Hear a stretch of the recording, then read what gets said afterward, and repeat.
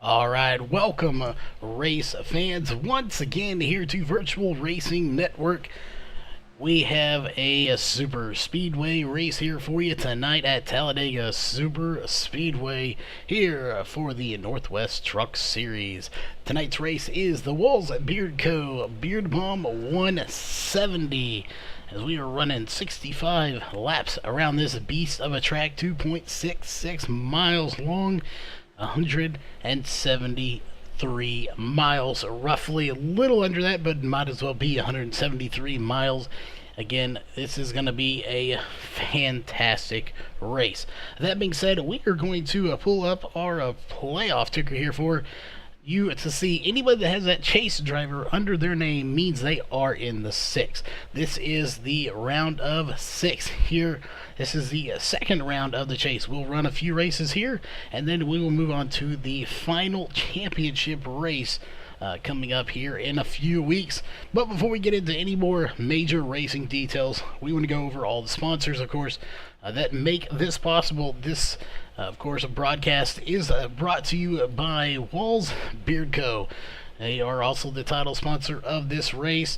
So check out wallsbeardco.com. If you're a gentleman out there, you have a beard, you got to take care of it. So there any other better way to do it than with some beard balm. They have lots of scents, vanilla, and some other great scents out there. All natural and organic products. If we get a moment, we may talk to Mark Walls. He is the owner of that, and he will be racing here tonight.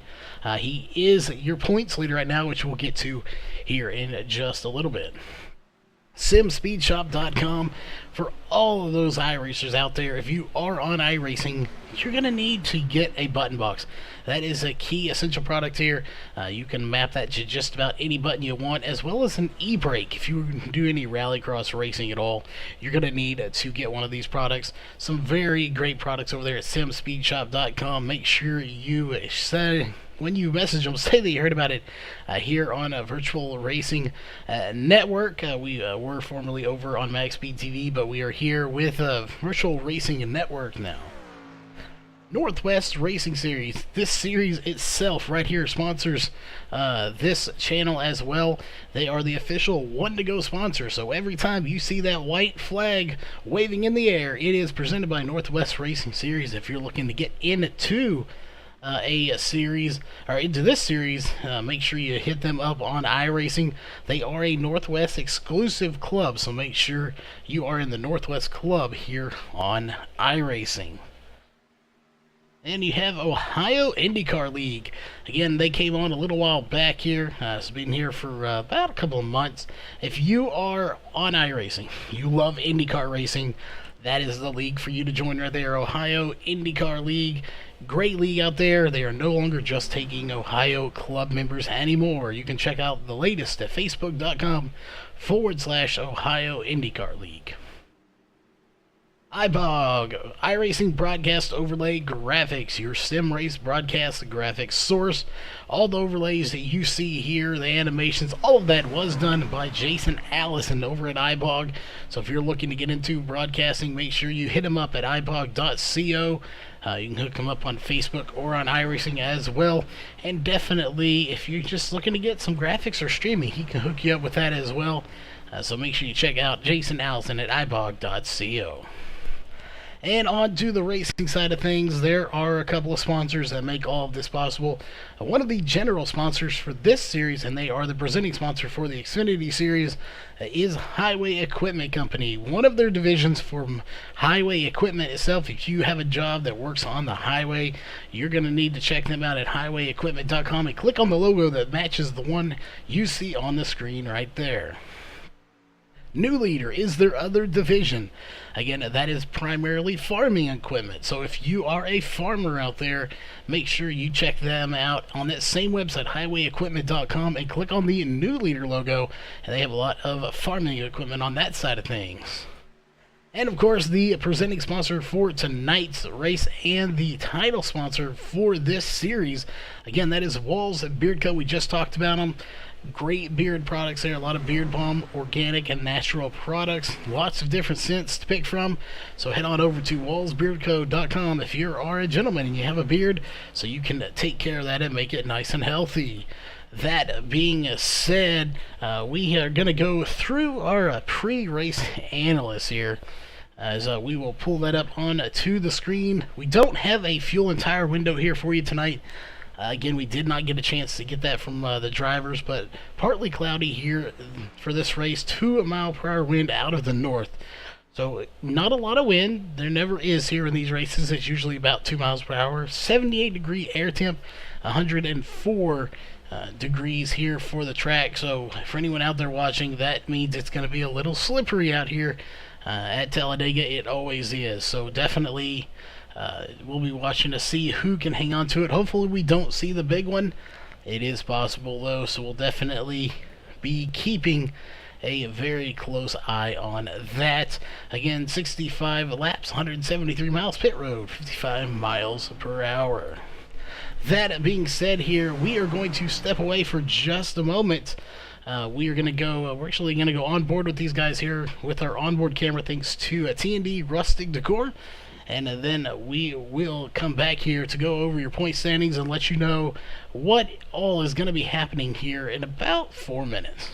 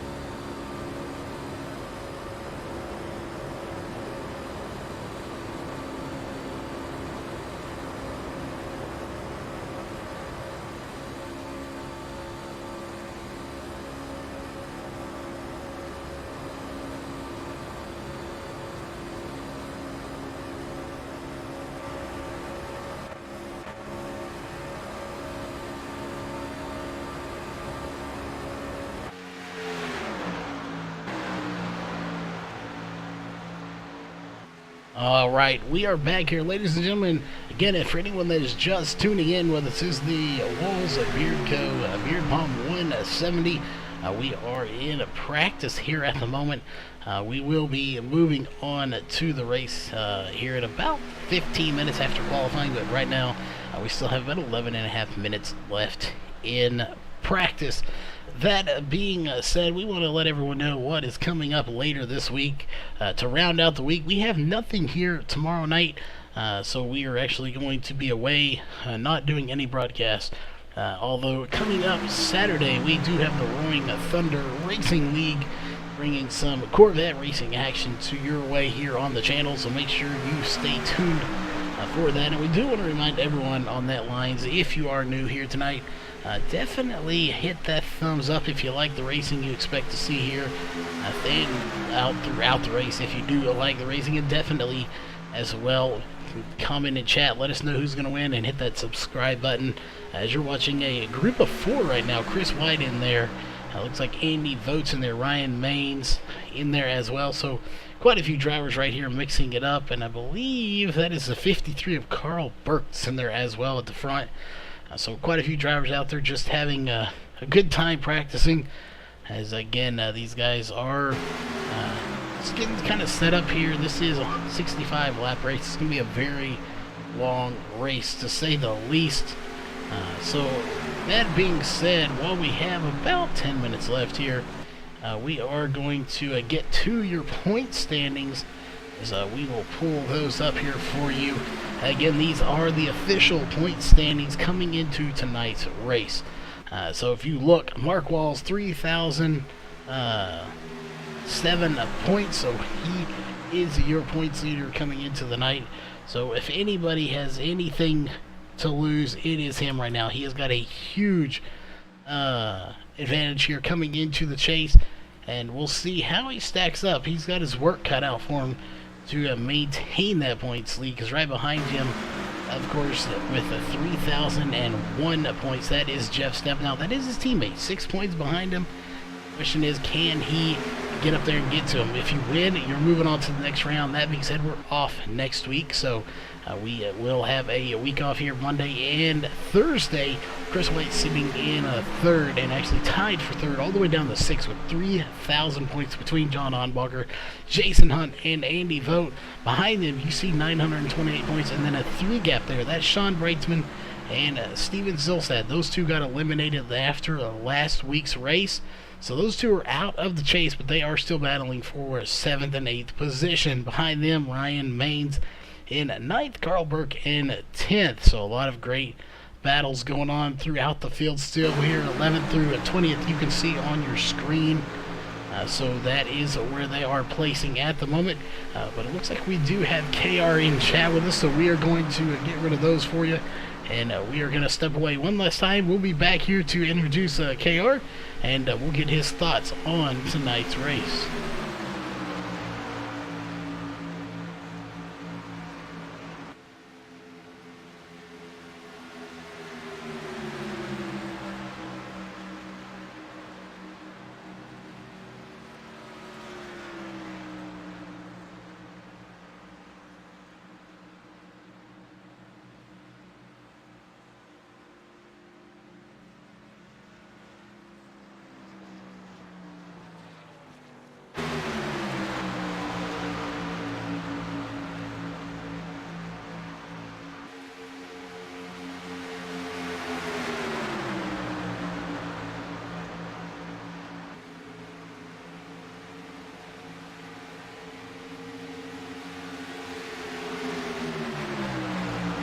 Alright, we're back here. Hopefully KR will be joining us soon. I'm not sure. He's got his mic muted, so hopefully he will be joining us here in the booth. But again, KR Stolf's going to be second chair as always here for this series.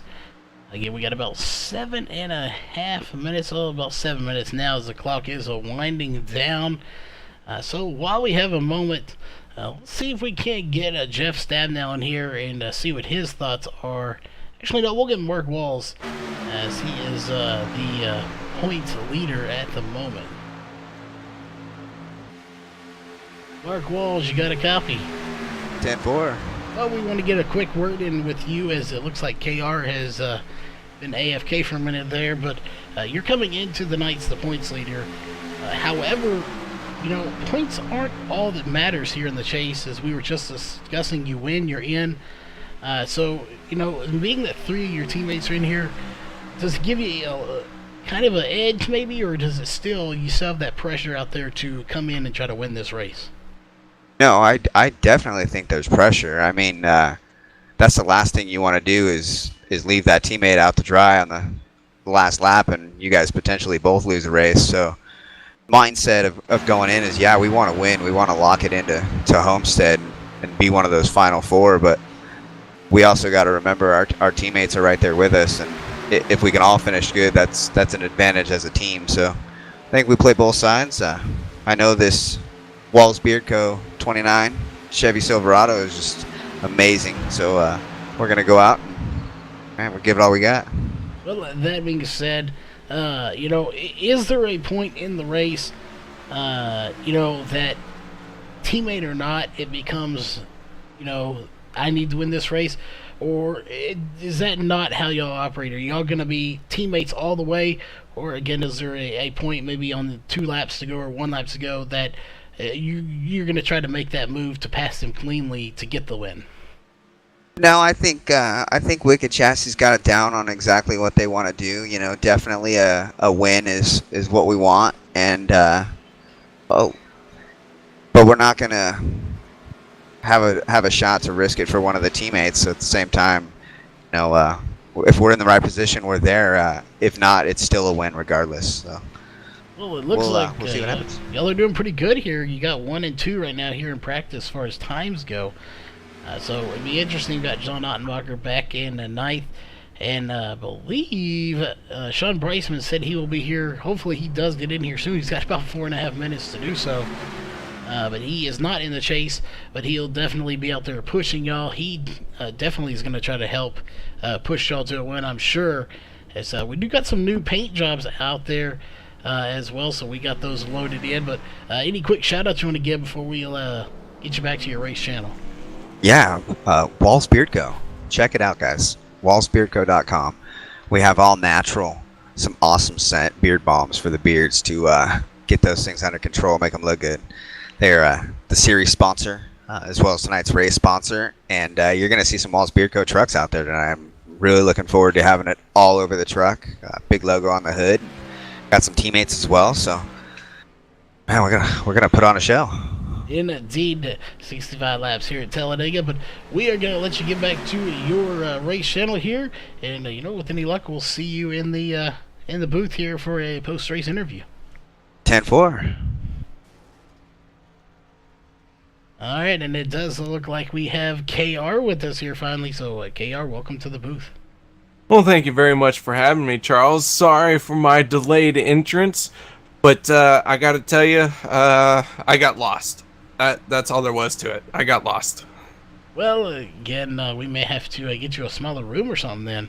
If you keep getting lost from one room to the other. But, you made it here. 3 minutes to go here in practice. We've gone over the point standings and whatnot. We have 6 drivers battling for the chase right now. Of course, those are Mark Walls, Jeff Stabnow, Chris White, John Ottenbacher, Jason Hunt, and Andy Vogt. As Sean Breitzman and Steven Silstad were eliminated last Thursday night. So 6 more drivers. So we have about 2 races, I do believe, before we move on to the championship race. That we do, and the championship race is going to be where all of it's left hanging. Everyone's going to try and leave it all out on the track, but before that can happen, you've got to get through Talladega. This is a big wild card for these guys, and a lot's up in the air on how this race is going to finish. Yeah, and again, it's right now there's 21 drivers here, so that is 21 chances for the big one to happen. The question is, 2 questions that we have here. 1, will there be a big one? And 2, who will all be involved? So those 2 questions are just stuff we can't answer here tonight. But we got about a minute 50 here, so we are going to step away and get to the national anthem. We'll be right back here with your qualifying right after that national anthem. We take you down onto the track for our opening ceremonies. Ladies and gentlemen, please rise. Please remove your hats. Oh, say, can you see by the dawn's early light what so proudly we hailed at the twilight's last gleaming, whose broad stripes and bright stars through the perilous flight o'er the ramparts we watched were so gallantly streaming, and the rocket's red glare, the bombs bursting in air, gave proof through the night that our flag was still there. Oh, say does that star-spangled banner yet wave o'er the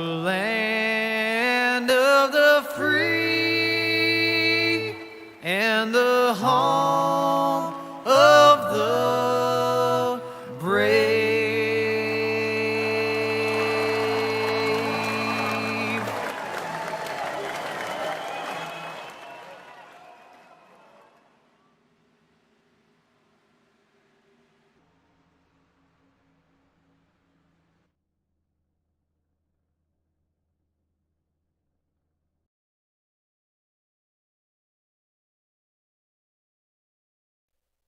All right, we are back here, ladies and gentlemen. Qualifying is underway now. We didn't get to do our normal here, so we're gonna let you pick who you think is who your pick for the win here tonight is. Kr. Man, it's always tough to pick a fast driver here in the trucks with the Northwest Truck Series, but I'm gonna have to go back on an old faithful, an old favorite, and I really want to see how Mark Walls does here tonight. Week in, week out, this guy's a very solid driver. He's trying to move on into the next round and make it into the championship round. I'll tell you what, I'm watching Mark Walls tonight. Yeah, we were talking about this before we went back on the air here. I always go with Jeff just because he says, he doesn't win. Well, I've proven that wrong this season already. So, that being said, I think I'm going to go with John Ottenbacher. I went with him last week. I think I'm going to go with him again this week. Just because I know he's a fast driver, and I also know that this is Talladega. It doesn't matter how fast you are if you get hung out to dry. No, you can get hung out to dry, like you said, and it can ruin your race, unfortunately. But generally, if you are someone who is fast and the drivers around you know that they want to be behind you because they're going to advance, you won't get left out to dry. So it's going to come down to really who is going to end up with the most help, and being a fast driver is really going to help get you there. Yeah, it definitely is. And, teammates are always going to be helpful as well. You can't win a race here without people helping you. Normally you go to some of these tracks, you can win a race just on your own merit and how fast you are. That's not the case at a track like Talladega, where you need help. You need somebody pushing you, as it is restrictor plate racing. Hopefully we don't see anyone blow up their engine here. It is very possible if they forget to take some of that tape off. That's the thing. You want the tape for downforce, but you have to be careful not to put too much on, because if you do in a group pack like this, you could very easily blow that engine up. Very easy to pop one of these things. Even if you stay tucked in behind somebody for just too long without any damage, it can pop. So when she pops and you're not paying attention because you're so fixated on the car in front of you, oh man, that ruins your race in a hurry. It can indeed, as times are starting to come in here. So we will put up your qualifying times on the chart. But again, a few about 6 times have come in. You're watching Steve Steelstead right now. But Carl Burke just put in the fastest time with a 53.53. And again, these are not the fastest times they're going to run here. Once they get into draft, those times are going to drop down probably 2 or 3 seconds. Yeah, a lot faster in the draft than single cars efforts here in qualifying. Carl Burke on pole. John Ottenbacher. Well, as I say that, Mark Wall is going to jump to the pole. Carl Burke second. Steve Sealstad third. John Ottenbacher in fourth. And Chris White rounding out your top 5 for right now. They are indeed a good run for all these guys. We don't talk about Dana Rogers too much, but he is right now sitting in a top 10 in 8th place with a 53.793. Dana Rogers, like you said, in 8th place, but right behind him in 9th is that 24 machine of Jeff Stabnow, and currently 10th place is Doug Hunt. Yeah, Doug Hunt is one. He is very fast. He has been proven lately that he is somebody you got to watch out for. He's been putting together some great runs. So we'll definitely keep an eye on him. Taylor Howard, the 11th fastest right now in that number 3 machine. Fairly new to the series. This is not his first race, but however, I believe it is his second race as he joined last week, and he's putting together pretty good runs here, especially for just his second race. Want to point out real quick, Jeff Stabnow has jumped to the top of the charts along with Mark Walls in second, and with time at about halfway through this qualifying session, over half these cars have qualified, so very few cars left, and it looks like Jeff Stabnow, Mark Walls for now are on the front row. Yeah, and looking at those top 5, that hasn't changed a whole lot from practice. That's about where they were in practice times as well.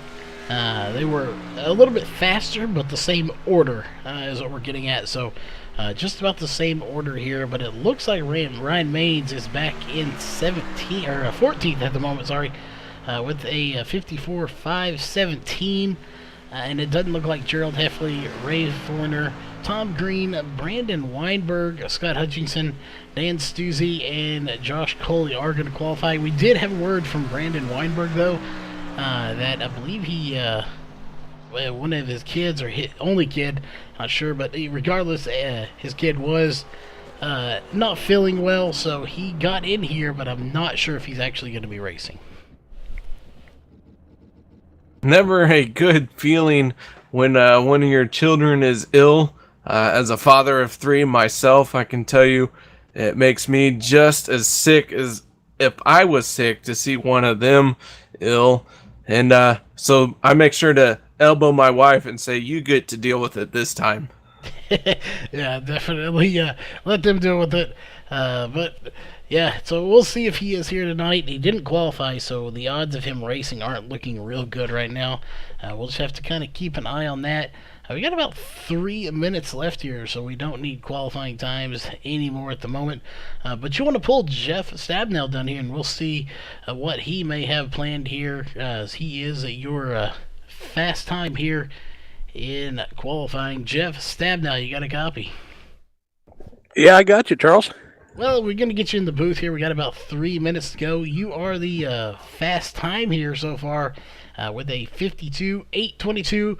Again, we don't want to harp too much on that time. We know time really doesn't mean a whole lot here when it's pack racing like this. But you've got you and your teammate 1-2. So, you know, we were talking to you early, and that would be a good scenario to get your teammates up there. Would you have rather been at 1-2 or 1-3? I know you talked a little bit about that earlier. Yeah, good question. I mean, you know, running in up here on these is just about finding guys that you're comfortable with and feel like you can kind of predict what they're going to do. So, nice being able to run, you know, in front and back of each other, because then you know somebody's not going to give you a shot in the corner. But by the same token, neither one of us are going to get crazy trying to side draft each other either. So I think it's a coin flip. Well, definitely this whole race, anytime you come to Talladega, Daytona, Superspeedway, essentially this whole race can be a coin flip, if you want to call it like that, because that's exactly what it is. You never know what's going to happen. You know, you qualify pole, but you could literally flip a coin and determine where you're going to finish, because you could finish at the front, at the back, the middle. It really just depends on who's working with you, how many people you have working with you, and if you get hung out to dry. So, you know, other than racing clean, is there any strategy to get around this track, or is that the big key, just being clean and hoping that you don't get involved in the big one? Well, I think we kind of want to stay out of the middle in the early laps, right? If we can't be up front, we'll probably drop to the back. Every time we're running somewhere, you'll kind of, you know, we'll look around and maybe kind of assess, you know, who or what we're running by. And, you know, maybe we'll have to get a little aggressive early to get near some people we'd rather run near or not. I think the strategy is just surviving. And a big part of that is just running near guys that you're comfortable with. You know what they're going to do. They know what you're going to do. And, yeah, you know, you can't win unless you get to the end. So as far as strategy goes, it's being one piece when it's go time. And then hopefully when it's go time, we're somewhere where we can do something. Well, it definitely is key. We got 30 seconds left. We don't want to go through, obviously, everything here with you, but any quick shout-outs you want to give here before you get to the grid? Yeah, big thanks to you there, Charles, for putting on this great show. Kudos to you and your new company, and the quality of the broadcast you're putting out is second to none. And then big shout out to my teammates. Even though it's a super speedway, we worked pretty hard on it this week. So, hopefully we do well. All right, well, we'll definitely be looking to talk to you throughout the race, so make sure you keep that radio on. But we're going to let you go as it's time to grid. All right, good luck, guys. All right, that was Jeff Stabnow, your pole sitter here for the race. As that will do it. Everyone's going to be getting down to pit road here. So we'll get down there with them as well. So KR, while we have a moment, you want to run through our first 5 rows here for the Walls Beard Co. starting grid, and then I will finish up here before we get going racing. Your Walls Beard Co. starting grid, row number 1, made up of Jeff Stabnow, turning a 52.822 lap time here in qualifying. On his outside is going to be Mark Walls in a 52.886. Those two are teammates, so we'll see how they work together to come off on the start and dive off into turn number 1. Carl Burke and Chris White going to make up row number 2.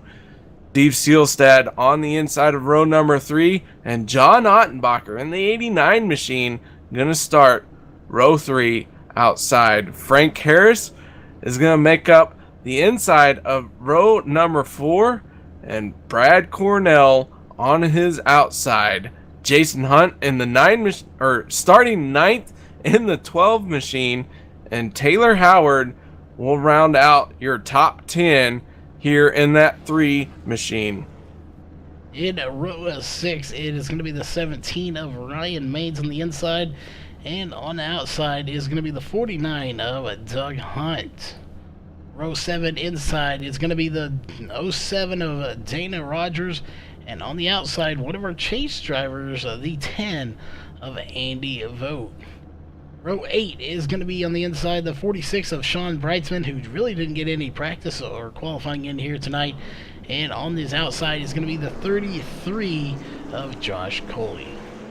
Row 9 is going to be the 26 of Ray Forner on the inside, and on the outside is going to be the 91 of Scott Hutchinson. Row 10 is going to be the 77 of Tom Green on the inside, and he is actually not gridding. On the outside would be the 61 of Gerald Heffley. Row 11 is going to be the 78 of Dan Stuzzi, and the 427 of Brandon Weinberg on the outside. Row 12, well, we got nobody in row 12 as there's only 24 drivers going to start. Tom Green not starting this race, and this should be a good one here as we are pacing here.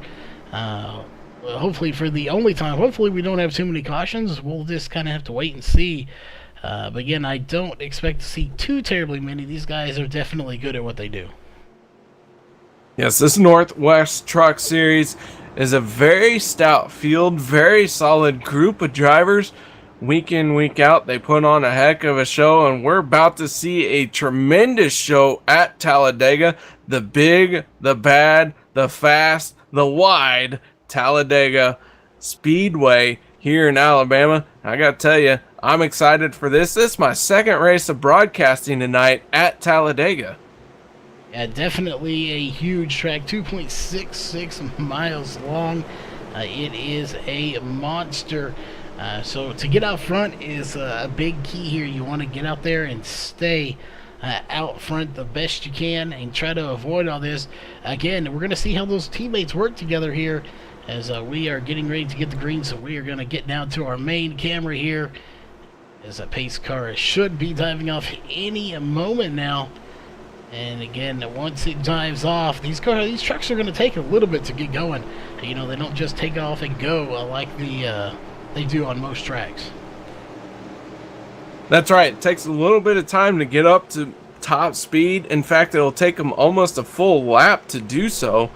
Because of these restricted engines, But Jeff Stabnow in that 24 machine, he don't care how long it's going to take. He's going to floor it right now. Green flag flying. We are underway here at Talladega Speedway. We are indeed, and it looks like the 29 Mark Walls is going to get a nice jump as well.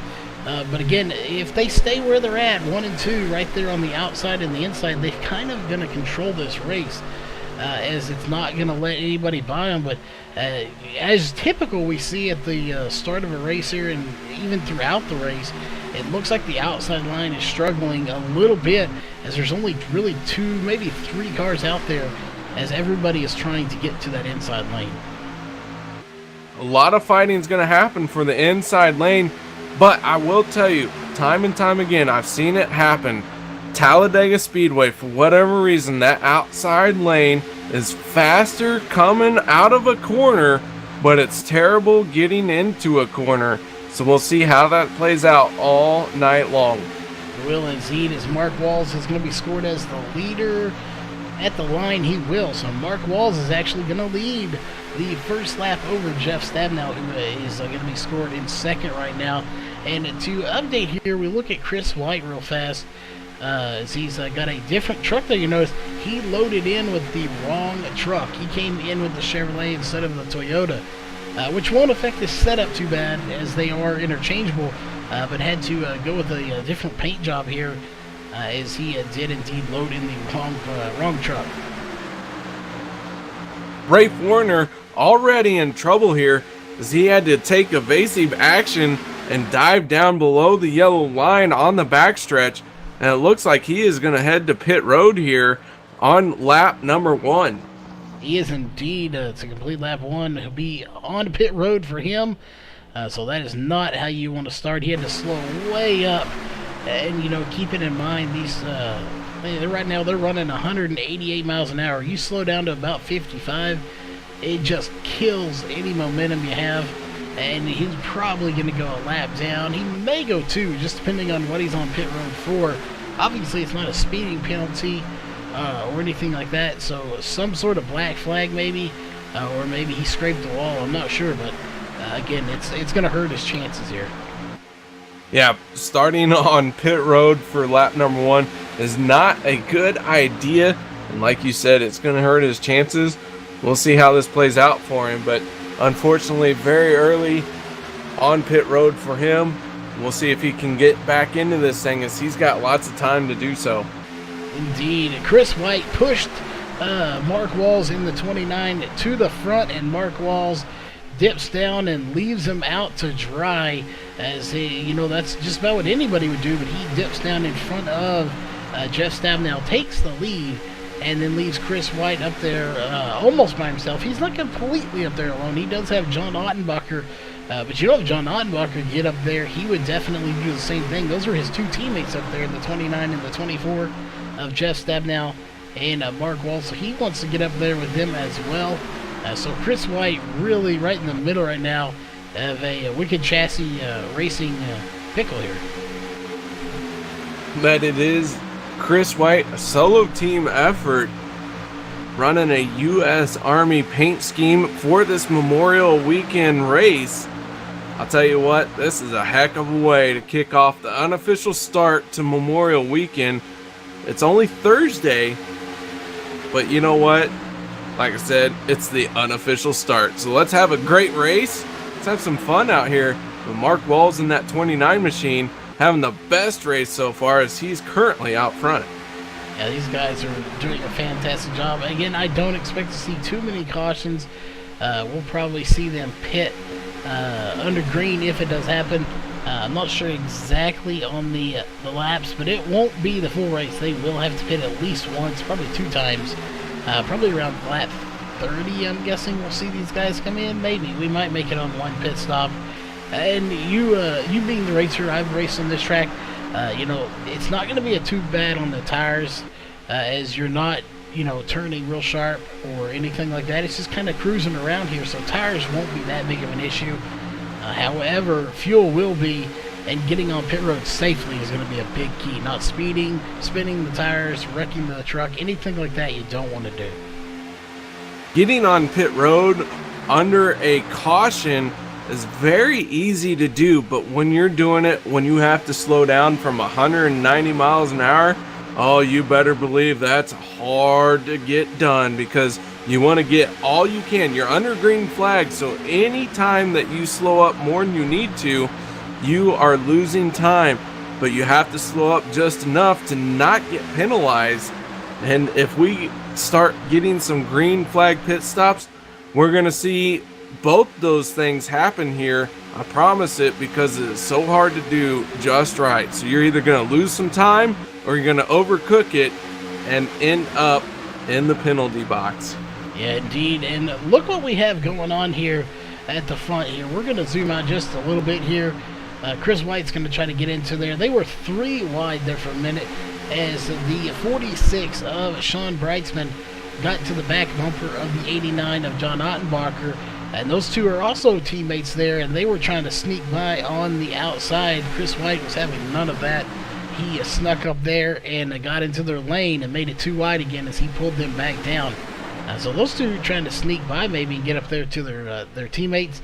But Chris White, being the driver he is, he got over there, cut that momentum, and made them come back down and push him. We got 2 lanes. Ooh, man, oh man. One car darted from the low side to the high side. Did it so fast, not quite sure who it was.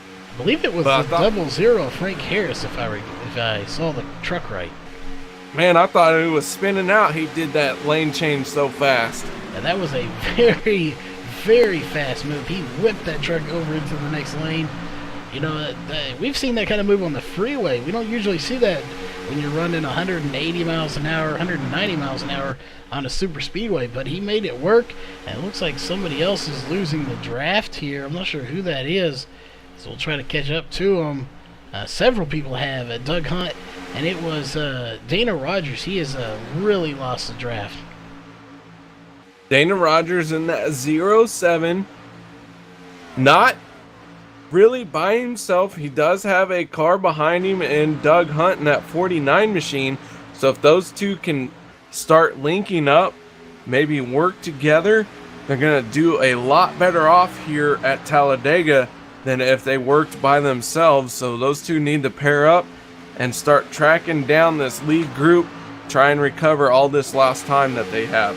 And that lead group is just going to keep pulling away if they don't do something. Again, you know, being in that main group is so crucial. If you lose it, you're probably going to lose a lap. You may not lose it right away, as they're only running 49-second laps. So it takes about a minute to get around this, but eventually you will lose a lap, if not more than one, by the time you lose that draft.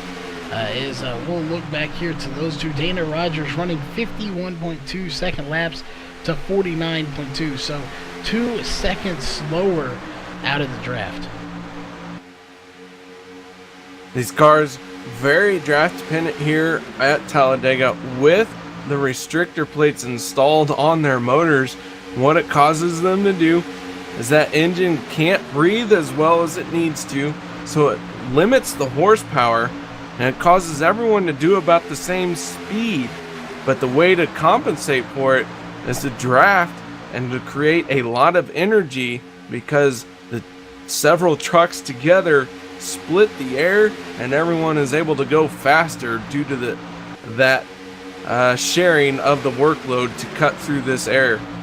Yeah, you know, that's exactly what it is, sharing the workload. As here comes the 89 of John Ottenbacher. They're going to try to make it 3 wide again. They're going to leave Chris White stuck out in the middle, and he is going to have to try to tuck in somewhere. So it looks like John Ottenbacher and Sean Brightsman are going to get by him. We'll see those guys making it 3 wide on the outside to try to pass Chris White in the 35, but they couldn't make it happen. They're going to have to settle back behind Chris White in that 35 machine. Chris White did not want to be the middle car, but I'll tell you, there was not a whole lot of options for him. And however, now he's trying to keep those two behind him. Wants to get this outside lane working. Sean Brightsman in the 46, John Ottenbacher in the 89. Those guys need to start trying to work together. They might be able to push to the front here instead of trying to fight for a position in this outer line.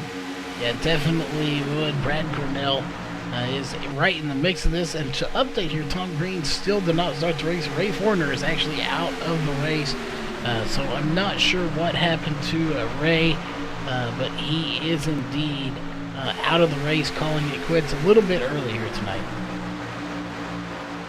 It is a bit early to be calling it out, but something happened on that 26 machine that has left Ray Forner packed up and headed home early. So that leaves us with 20 cars out on the track. That 20th spot currently held by Dan Stussy, who is almost 13.5 seconds behind the leader. He is indeed.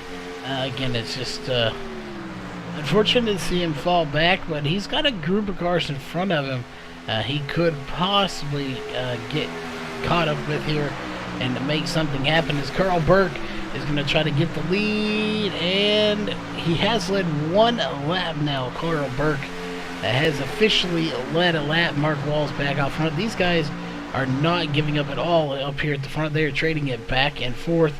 And again, it's just amazing how much they've traded it. So we'll take a look here.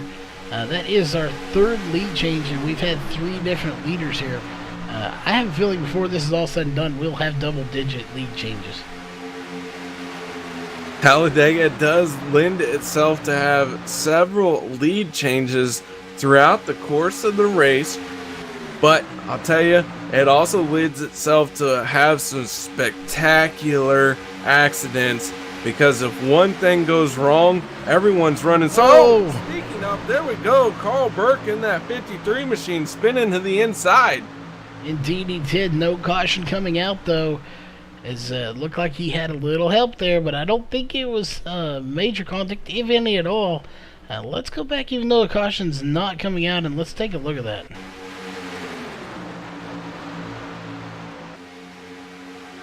What happened to Carl Burke in the 53? I think he just had the air taken off of his truck by the 29 of Mark Walls. He did indeed. Mark did lift, though. He got the air. There is a little bit of damage. He may have bumped him just a little bit, but he did the right thing. He lifted after he may have bumped him, or took the air off of the back of his truck. So he did lift to try to help him save it, and he almost had it saved. He almost did, but unfortunately that truck was wiggling pretty good and he could not get back underneath it. So Carl Burke, I don't think he's got too much damage on that thing, but he has put it on the pit road and pulled it behind the wall.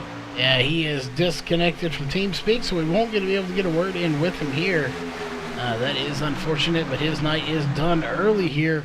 Again, I don't think he actually hit him. I think he just, took the air off the back of his truck. You can't really count on the damage that was there to the back of his truck, because every one of these guys has bumped the person in front of them just a little bit. That's why it's called bump drafting. It's just part of plate racing. So again, I think he just took the air off of the back of his truck and spin him around. No caution comes out. Carl Burke done here on lap number 16, as we're still racing here on lap number 17. We are with Mark Walls out front. Jeff Stabnow, his teammate, right behind him, giving him a good shove here as they dive off into turn number 3. They are indeed. Chris White still trying to hang on up there. It's really been the 29, the 24, and the 45 on row or inside row, and it's been the 35, 89, and 46 on the outside row, and that's pretty much how they've been. Now you have Brad Cornell in the 18 up there, and these guys would really like to see a caution to get bunched back up, but that's 17-10, 33 and 3. They're really starting to catch up with this lead pack again. That they are. 17 of Ryan Maines. One of these trucks is going to win tonight. Could it be the 17 of Ryan Maines? In order to do so, he's got to close the gap between him and this lead pack of trucks. He's got some help to do it, and that's what it takes here, as Andy Vogt in that 10 machine is pushing for all he's worth behind 17 of Ryan Maines.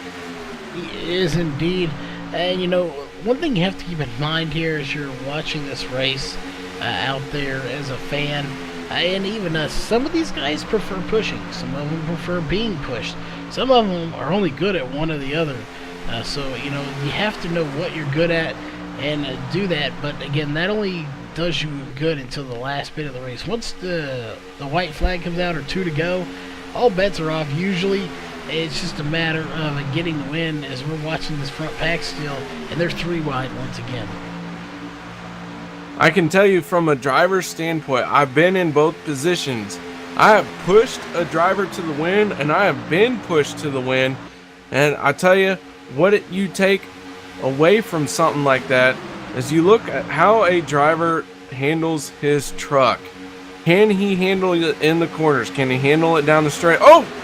As they go through the triangle, Mark Wall's spinning, Chris White spinning, Stabnow in trouble as well. More getting piled into this situation as it develops. It does indeed. Ton of damage to these trucks. Still making contact. Let's go back and take a look.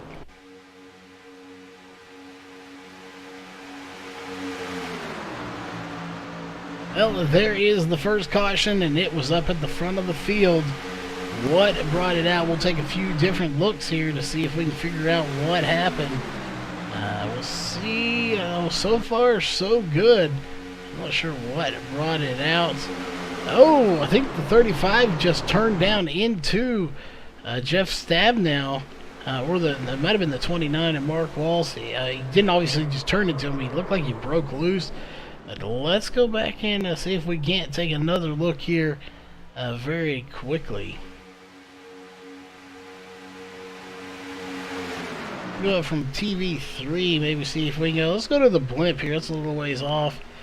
See if we can see anything from here. But get us your thought. What do you look like happened on your end? Maybe you got a different angle you can look at, but it looks like the 35 does. Oh no! It might have been Jeff Stabnow sliding up a little bit.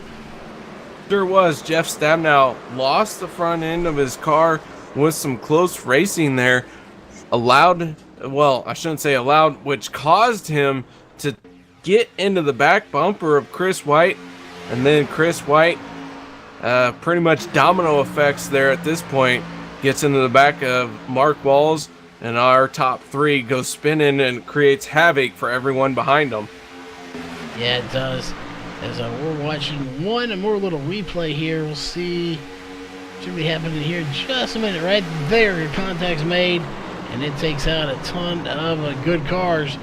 We'll go back up to live here. John Ottenbacher being scored as the race leader. And, you know, we have the ability to talk to these.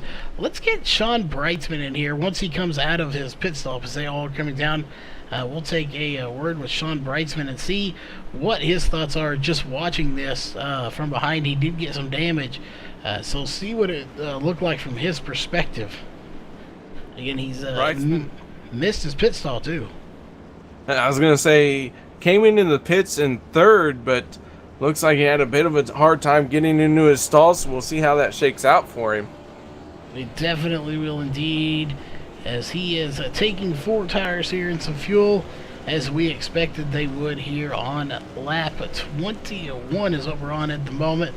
And he is still on pit road, making me wonder if he forgot to press that fast repair. John Brightsman sitting on pit road, but I tell you what, Steve Seelstad with a gamble. He's the first one off pit road, taking 2 tires. 11-second pit stop for him compared to 15 seconds for John Ottenbacher. And that was a very good run for pit stop for him. But right behind him is John Ottenbacher. So looks like Brightsman's going to be on pit road. No, he is coming out. So let's pull Sean Brightsman in here, see if we can't get a quick word in here with him real fast. Don Brightsman, KR and Charles up in the broadcast booth. Got your ears on, bud? Got you. Well, just gonna get your thoughts on there. Did your heart skip a few beats there, watching that unfold? Again, we're not gonna call faults. It may look like possibly Jeff scooted up a little bit, maybe lost the front of his truck. But from your perspective, what was that like seeing those cars collect and come up the track? It was definitely, I was getting ready to get hit. I saw a front end of the 29 of Mark Walls and thought for sure that he was going to sideswipe me and we were going to go into the wall and spin in, and just happy we didn't just squeak by. Well, yeah, you didn't get didn't see too much damage, if any. You may have a little bit on there. You think it's going to affect the handling of that truck or the speed of the truck, or is it pretty minimal? You think you should be fine? I think we should be fine. I didn't feel anything. Everything seems to be in order. So I think we'll be okay. Well, you're going to be starting back here in 14th. So now you're definitely in what we like to call the danger zone back here. Although, that being said, the first big caution was up front, so you may be a little safer back here. I might be, but I think I'm gonna go ahead and try to drive up to the front. So we're gonna go for it. So definitely can't win the race from the back, so you're gonna fight your way back up to the front here, pass everyone you can. But any quick shout out here before we get you back? You're one to go here. I just gotta give it up to Wicked Chassis Racing for all their hard work, and all the chase racers that made it into the second round, and as well as Virtual Racing Network. So. Thank you guys for everything, and Highway Equipment Company. All right. Well, again, not congrats yet, but hopefully we'll get you in the booth. It'll be a congrats later. But go out there and go give them some chaos. Whatever you got to do, get back to the front. Use them horns if you need to, but hopefully we'll see you up there. All righty. Thanks, guys. All right, that was Sean Brightsman as he was running the highway onboard camera here. So we are fixing to get this thing started up once again. Steve Silstad is going to be your race leader here. Unfortunately, we don't have our normal crank it up cams here for this track, but we are on TV1 here. So why not here for the restart do a quick little crank it up as best we can. We will crank those volumes up for you. So what do you say, Kar? You want to do a little crank it up here on VRN tonight? Oh, heck yes. And hopefully for all the fans out there, hopefully you enjoy Crank It Up, because we are going to go loud and proud here. We are going to crank this thing up here for the restart. So we are going to go radio silent. We'll be right back here in just a few laps here once they get going with some Crank It Up here on VRN.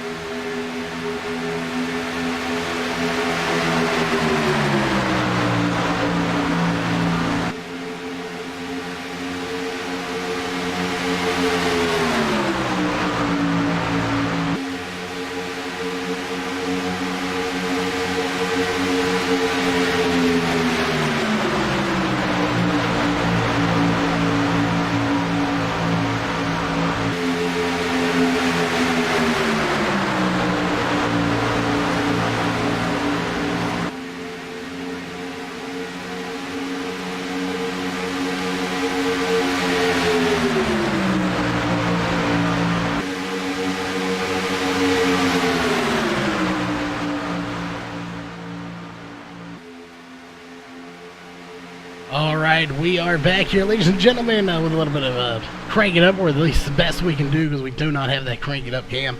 You are watching, and Steve Silstad as John Ottenbarger is your race leader here at the moment.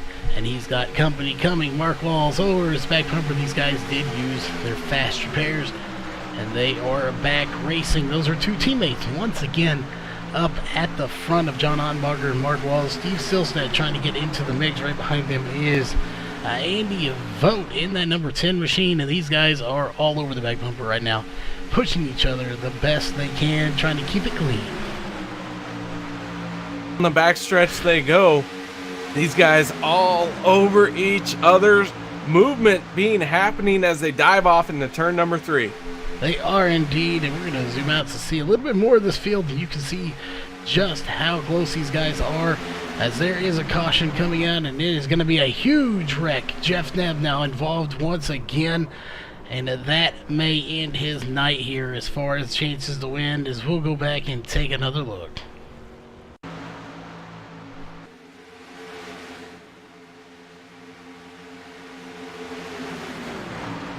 What happened here? This was in its second little group, as these guys had kind of broke into two groups, and I'm not sure exactly what happened, but we're going to do our best to find out the best we can, as they were 3 wide back here, and it looks like the 07 of Dana Rogers may have got into the 427 and started all of this. Go back here and take another look here from the blimp here and see what we can figure out. Again, sure exactly what happened, but I believe if you can get a different angle, it looked like the 07 of Dana Rogers did get into the 427 starting this. Dana Rogers looks like maybe not the one we want to talk about, but the third car in line there that was all by himself in the middle, having nowhere to go, and that's the 427 machine of Brandon Weinberg. Yeah, well, definitely. Let's go back here, get a good shot here from our TV2 camera, as you'll see him come around here. Yeah, that was a hard lick for a lot of these guys. For sure it was, and it might be a night ender, as you said, for a couple of them, as there is only one fast repair here in this league race tonight. There is indeed, and you just can't tell. I still think maybe the 07 may have clipped just a little bit with the back of its car to the 427, but regardless, several cars having a ton of damage back there. The 427, the 07, the 24, and it looks like Jeff Stabnow is back on the track, so it looks like maybe he did not use his fast repair that first time around, as he had minimal damage, so he is still back on the track, so that is not going to end his night. That's a good thing for him. Jeff Stabnow, one of the 2 drivers left competing here tonight. We'll see how this plays out for him. We will indeed, and we'll pull Jeff in here and see if he did have to use his fast repair on the second one. I'm sure he did, but I thought he might have used it on the first one.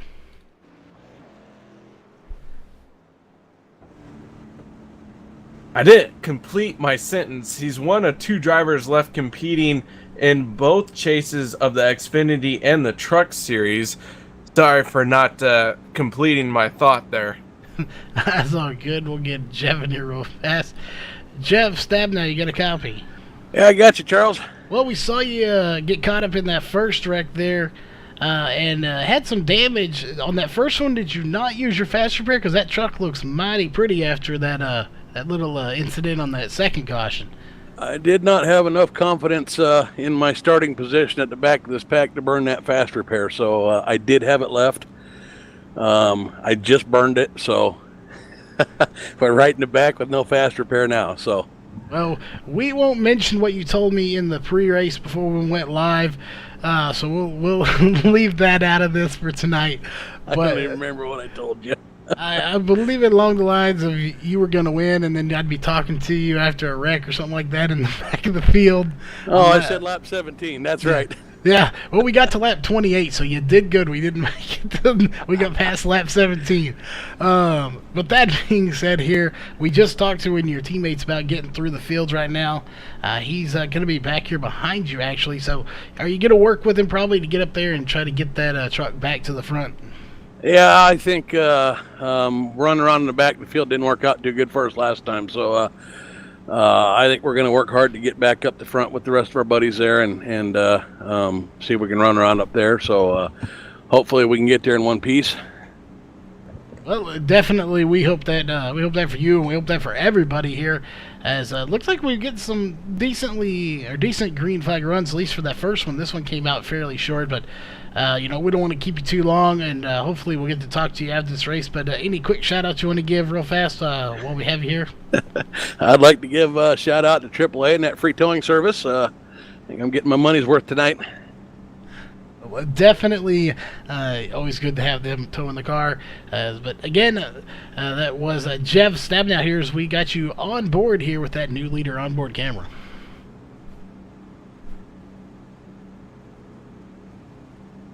All right, again, that was Jeff Stabnow as we're running on board again with that new leader on a board camera. But that being said, they should be coming up on the 1 to go. Lights are still on, so 1 to go next time by. This is becoming quite the eventful race here.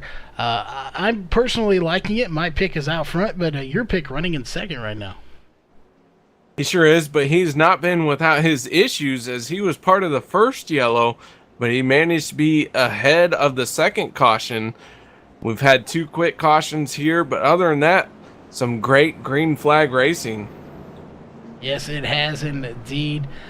So some really good racing, and I expect to see quite a bit more here tonight. Once they kind of get back into the groove again, hopefully no more breed cautions, but it definitely could be some really good racing. But while we have a moment here, we have the people in chat there. Sorry about Nightbot. We're gonna have to take a little warning to him as he is silencing people here for just saying KR Stolfus in caps. We like people to talk to us, so we're gonna take a look at Nightbot and probably do something to him. But that being said, I would fire Nightbot. We may have to fire Nightbot, but we want to thank everybody for tuning in here. If you like the racing tonight, let us know by hitting that thumbs up. Let all the sponsors know. And as always, if you are new here tonight, we request that you subscribe. That is how you get notified of all the events we have going on. We have quite a few. We try not to flood the channel here with races 8 times a night, but we have 2 or 3 sometimes once we get all of our commentators and broadcasters in place. But as always, definitely thanks for tuning into the new channel. And that being said, it looks like we are about half a lap away from getting this thing racing again. That we are, and speaking of the new channel, Charles, I want to say it's very, I consider it an honor to be here with you as you get this channel up and running, and this Northwest series that you've carried over from your previous channel, and I'm very appreciative of the fact that I get to continue working with you. Well, definitely glad to have you here as well. It takes a special person to work with me anyway, probably, but there ain't too many people out there that will stay up this late broadcasting. This is a late broadcast here. Starts at 10:30 Central, 11:30 Eastern, and it's about 11:30 Central now. Sometimes we'll go well into the morning here racing. So, that being said, too, thank you for sticking with it here into the early morning hours. Especially all the fans out there that stay up this late with us. Again, if you're not in the Northwest area, this is a fairly late race for you. So thanks for tuning in and hanging in there with us. Again, we're about ready to get this thing started. So, KR, you want to get us going here for the restart? I sure will. John Ottenbacher, a favorite week in and week out. He's going to be restarting us from pole position. But my pick for tonight, Mark Walls, on the outside of Ottenbacher. So who do you decide here? Who do you pick for this one? It's a tough call, but I'll tell you what, that pace car is peeling off. These guys have a long drive before that green flag comes out. When will patience be lost? And there it is, Ottenbacher already on it, and the green flag officially out here once again at Talladega. It is indeed, and if you look up to the top of your screen out there for everyone watching, you will see a different ticker up there while we're getting this started. You know, you don't really need to know how far they are off the leader. They're right there bunched up together. So we have our playoff ticker going on. When you see that green bar under the name that says Chase Driver, that indicates those are the 6 drivers that are battling based off of their position. So you see 1 and 2 right now, Ottenbacher and Walls. Those are 2 chase drivers running in first and second right now. So those guys have really got it going on right now. Behind them, they've got a couple of more drivers behind them, and then you get into the rest. Right now, back in 9th and 10th, though, those are some more of your chase drivers. Sean Brightsman, who just got eliminated, but Jeff Stabnow is not eliminated, and he's got his work cut out for him. That he does. Stabnow currently in 9th place, but that 24 machine has a lot of time left to get it done, as we are on lap 32. We have 65 laps total distance, so we are almost to the halfway point. I'll tell you what, as long as your truck's still alive and still moving, you got a shot at winning this thing. You do indeed. Again, just anybody's chance to win. Anybody has a shot to win this race. There is your front group right there, and it looks like the 89 of John Ottenbacher and Mark Walls have kind of pulled the lead here. However, that is not what you want to do at Talladega or Daytona. You get a lead like that, and it's going to let those guys behind you get a huge run coming. And when they may get that run mounted and they start coming, they have a chance to blow by you very quickly. Oh, as we got another one down, that is teammates. Mark Walls gets into the back bumper of his teammate. We get a John Ottenbacher. There he is. Sorry about that. Lost his name for a minute, and that puts him down to the apron, but he doesn't spin it. No spin and no caution either, but an unfortunate situation for John Ottenbacher as he's going to go from leading this race all the way down to 12th place.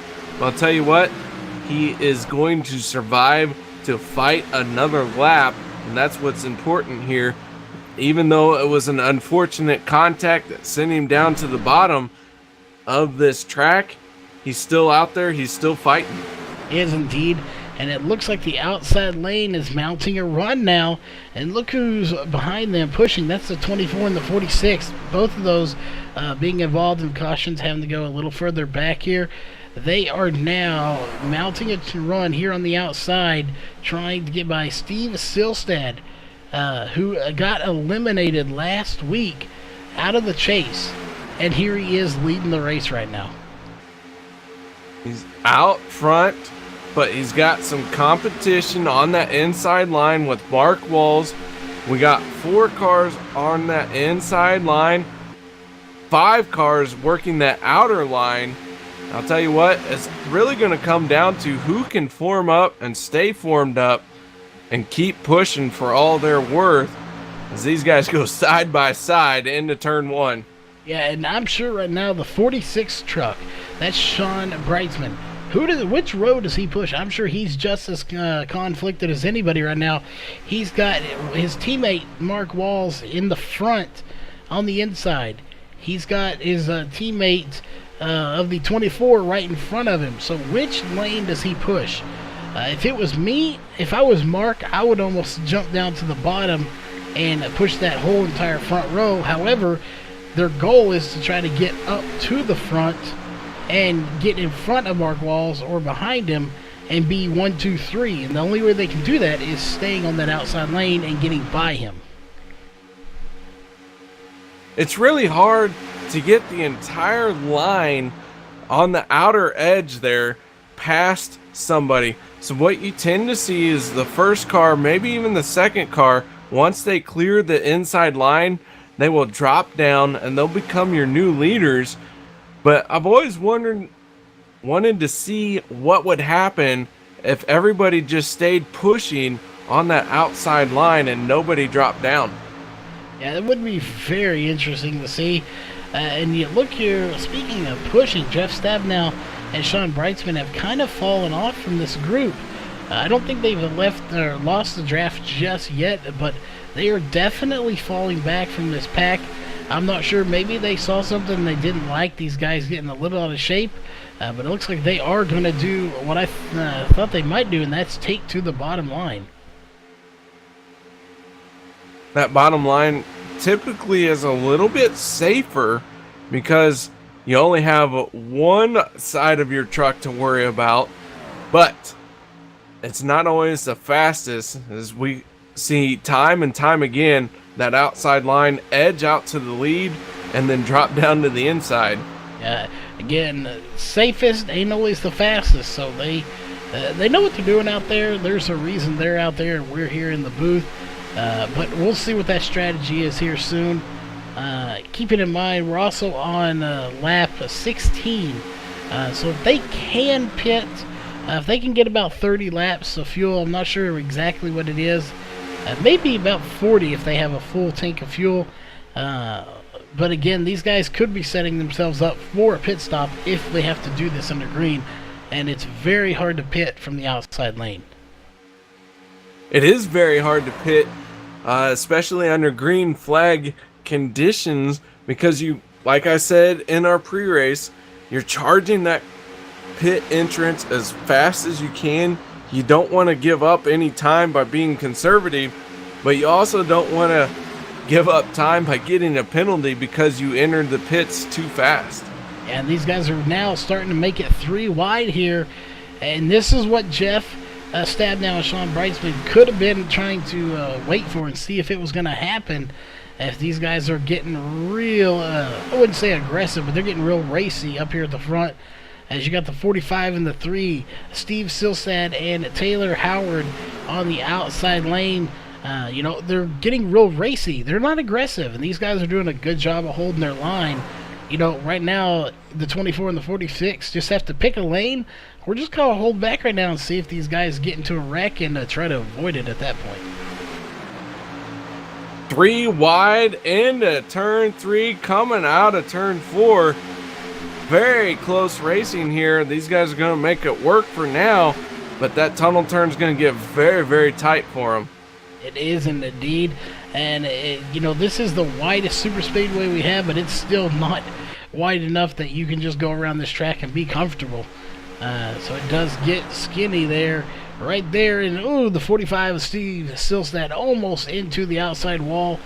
And if we can get the 24 and the 46 to the back bumper, as it looks like they are going to, and there goes the 3. So still, Steve Silstad going to be left to hang out to dry on that outside row 3. He is all by himself right now, but he's going to tuck down into this. Oh, contact being made. Big accident. Huge wreck. Let's go back and take a look. I'm not even sure who all was involved in that. Steve Silstad looked like he went upside down. Let's go take a look.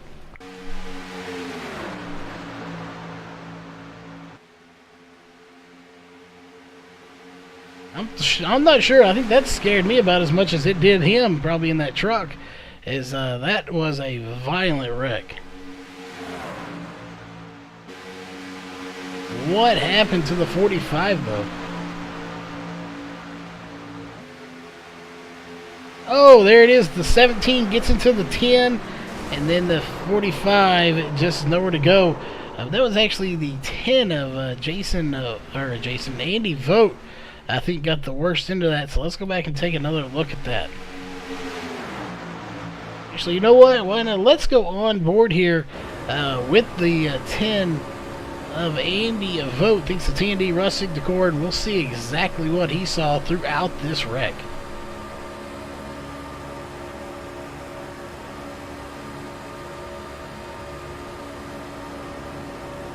It happened right in here somewhere. We did see it. There it is. He gets turned around and hammers the outside wall, goes upside down, rolling multiple times. What a wreck for the 10 of Andy Vogt.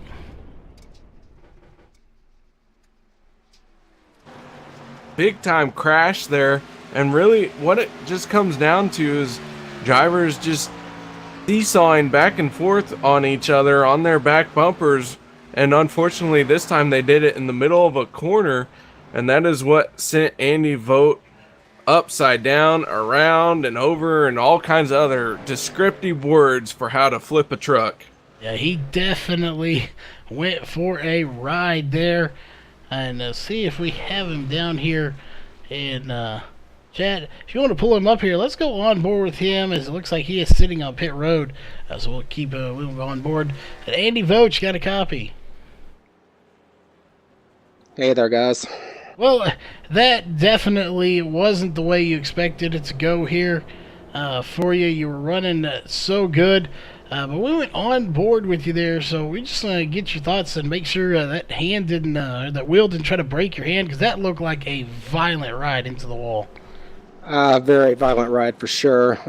Unfortunately, the teammate and I was wobbling a little bit, and he just kind of hooked me and got me a little sideways and couldn't recover quick enough. Again, I mean, we've seen you be very good all day. You were up there battling and had a good truck here, a very fast truck. So again, that's not what we wanted to see for you here, not the way we like it to go for any driver. Had you already used your fast repair, or are you going to be able to use that once you get done towing? I actually still have my fast repair available. I had a little bit of a ding from getting bumped in the back end. Well, you're going to go at least a lap down, but good news is, maybe if we get another caution, you won't go more than a lap down here, because it is such a big track. So if we get that caution, maybe we can get you back on the lead lap and get you back here in contention again. Yeah, I sure hope so. Oh, any quick shout-outs here you want to give before we get you back down to the to your race channel? I'd like to give a shout out to you guys for the broadcast. I'd like to give a shout out to Walls Beard Co. And I'm drawing a blank right now. Sorry about that, guys. Oh, it's all good. Hopefully we'll get to talk with you again here after the race. But again, good to hear that everything is okay. Is that, even on an esports game like this, a sim, that wheel jerking around with that 4-speed, that can really hurt your hand. I've seen it happen firsthand. No pun intended there. But glad to see everything's okay, and you do have that fast repair. And we'll get you back down to your channel, and hopefully we'll see you here after the race. Yeah, Charles, and it certainly can get violent. It can indeed. But again, that was Andy Vogt here. Again, and that's the thing here we'll talk about real fast while we're under caution. People that, anyone out there that's watching that isn't a sim racer here in iRacing, with these wheels, the force back they have, it can really be violent, and it can hurt your hand. I know I've had my wrist get sprained because I refuse to let go of the wheel, and it will jerk your arm, and it can hurt. I have a direct drive wheel made by AccuForce, and it is highly recommended to turn down the amount of, let's say, violence that it has, because it is an industrial strength actuator. And if one of my boys gets on here, it very likely could break their wrist, break their arm. So any number of things could happen, because we do try very hard to replicate real life forces, and we've gone to like I said, manufacturing type actuators that generate those kinds of forces. Yeah, and nobody wants to break their arm here on a sim. The only thing I can think of, and if that was to happen, like I said, I've had it sprain my wrist before, but the only thing that reminds me of is if for anyone out there that ever watched Home Improvement with Tim Allen, go into the emergency room because you broke your wrist, telling the doctor that you were racing, and then having to explain that you were on a computer racing, and that you managed to break your arm somehow, or break your wrist. So, it would not be an easy thing to explain. It's hard for anyone that doesn't race to get it. That just how close these things are to the real thing. Oh, it's insane. And it's a simulation, but we still try to simulate racing forces, and from time to time, we might lose our minds a little bit, and maybe a few wrists get snapped in the process of duplicating the higher forces that are experienced. But hey, that's a learning curve, and I'm willing to accept the fact that someone out there has broken their wrist for my enjoyment. Yeah, it's just I don't know if I know enjoyment. There ain't nothing enjoyable about it, but looks like we're still under caution, so we're gonna at least have one more lap here. So these caution laps take forever around these tracks. It's unfortunate it takes forever, so hopefully everyone will hang in with us there. But when we get this thing going again, it looks like we're gonna be at the 20 laps to go mark. This race is winding down. We are on a lap 43 right now of 65, so very close to that 20 laps to go mark. And I'll tell you, this race is still anyone's to win, but my pick for tonight, he's on pole for now. Taylor Howard in that 3 machine, a newcomer to this league. He is front row outside, so we'll see what he can do. Maybe he might be the upset that nobody likes to see, but everyone cheers for. Yeah, definitely. Underdogs are always fun to root for. That's why I kept always picking Jeff Stabnow, being the underdog here.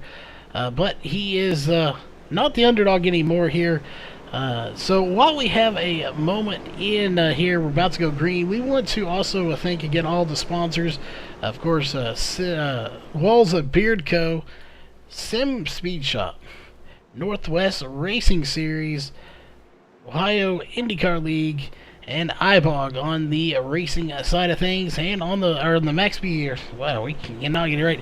On the broadcasting side of things, and on the racing side of things, of course, once again, a big shout out to Walls at Beard Co. New leader, part of Highway Equipment, and of course Highway, their other division, part of Highway Equipment Company, highwayequipment.com. Check them out. That being said, we are on replay. Apologies that the green flag is out. That was a rookie mistake on my behalf. That's all right. Every broadcaster has made that mistake from time to time, but Mark Walls is out front with John Ottenbacher, his teammate, right behind him, pushing him further ahead. He is, and indeed, those two out front. Taking a look behind them, look who's right behind, running the 3rd and 4th right now. Taylor Howard and Josh Coley, 2 of the newest drivers in the series, and they are currently running 3rd and 4th. So what a run for these two here to be up there right behind them. Dan Stuzzi, someone we don't always talk about as well, but he is up there running 5th right now. Dan Stuzzi, who had a, let's just say not the best at qualifying, but managing to make his way to the front for right now. He is indeed, and having some connection issues, looks like there. Chris White in 6th place. But once again, Chris White looking to try to get to the outside and make it 3 wide, but not going to happen, as now the 3 is going to tuck to the inside and leave the 35 of Chris White out to dry. So he is out by himself. Looking back here to the back here, we'll do some cleanup. Frank Harris out of the race, Carl Burks out of the race, Ray Fortner out of the race, and Tom Green is out of the race as well. So a few drivers out so far. Meanwhile, your front group is kind of pulling away from this field once again. They sure are. You see 2 distinct groups here in this race, and we'll see how this is going to play out, as we got one coming off pit road trying to blend in, catch up to speed, but he is way off pace to do it on here on the front stretch. And the 427 of Brandon Weinberg coming out of the pits, and he's still got quite a bit of damage, but he is going to be a trooper here and try to get the thing back up to power. I'm not sure how fast it's going to be, as he definitely had some serious damage to the front, the back, and even the sides of that. So I don't think he'll be catching up with the leaders anytime soon, and probably here within the next maybe 5 to 8 laps, they may be catching him. Field turning into this short little turn. I like to call it the tunnel turn. Some call it the tri-oval. But just like that, they're through it and already diving off into turn 1.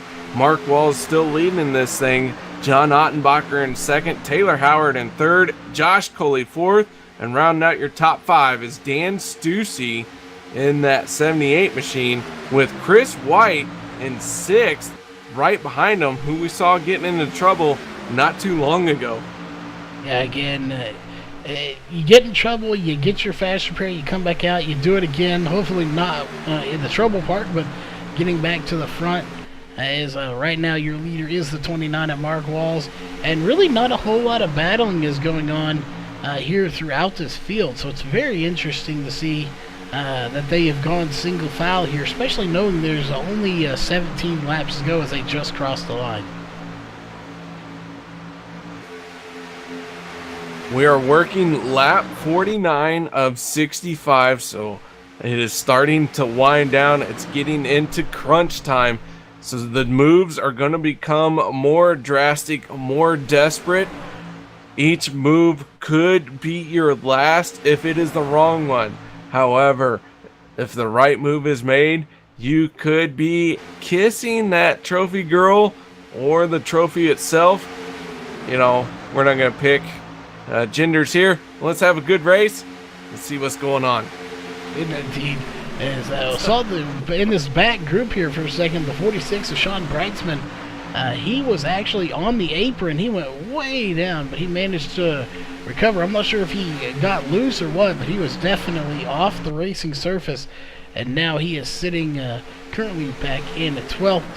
Jeff Stabnow, his teammate, in 11th, and it's a wonder this back group has not been able to catch the front group. There is actually more of them than there is in that front group. There's only about 4 or 5 in that group, and there's about 9 to 12 back here in the second group, so they should catch them here shortly. I don't know how many laps it's going to take them, but if they get tightened up, and not going to happen is we got a big wreck happening back here.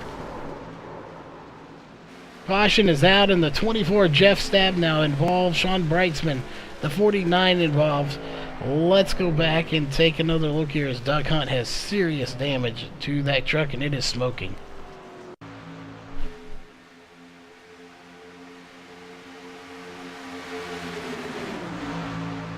What happened here on this thing? Something happened to the 49. I'm not sure what caused it, but it was in front of him, so something happened a little bit in front of him. Oh, the 46 gets into the 61, but I don't think that's what initiated this caution, actually.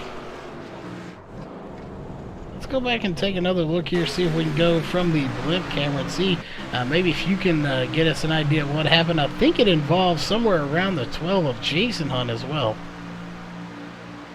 Looked like just cars getting into the corner and getting upset as they drove off, and a lot of cars just wiggling, and next thing you know, it creates a big pileup. Doesn't indeed. We're trying to get a good angle here on it. These guys just back and forth. There it is, yeah.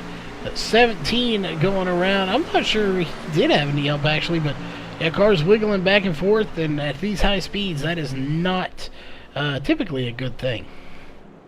No, and if you really want to look at it, the 18 machine of Brad Cornell got into the corner a little sideways. Well, and sideways, I mean, he just was unable to make the entry the way he wanted, and it forced him in a bad spot. The 17 machine was on his outside, and then next thing you know, we're under yellow as cars get stacked up. Yeah, and just stacked up indeed here. We have 15 laps to go, going to be 14 at the line. We're roughly going to get this race going here with about 11 or 12 to go when it goes, and I don't think anybody is coming down pit road. So far, we have just a few takers on pit road, And that is going to end up being some of these guys who have been in our most recent accident, which includes Doug Hunt, Sean Breisman, and Gerald Heffley. It's very interesting to know that I think they can make it on fuel at this point. Again, we didn't get an estimate on that, but I do believe they can, because Mark Walls, John Ottenbacher, Taylor Howard, they have 31 laps on those tires. They are not going in. Of course, some of those were under caution, but they are not coming into pit road. So I would venture to guess they can make it on fuel, and they don't feel these tires are worn out enough to warrant coming down the pit road and giving up that track position. Talladega is very forgiving on your tires.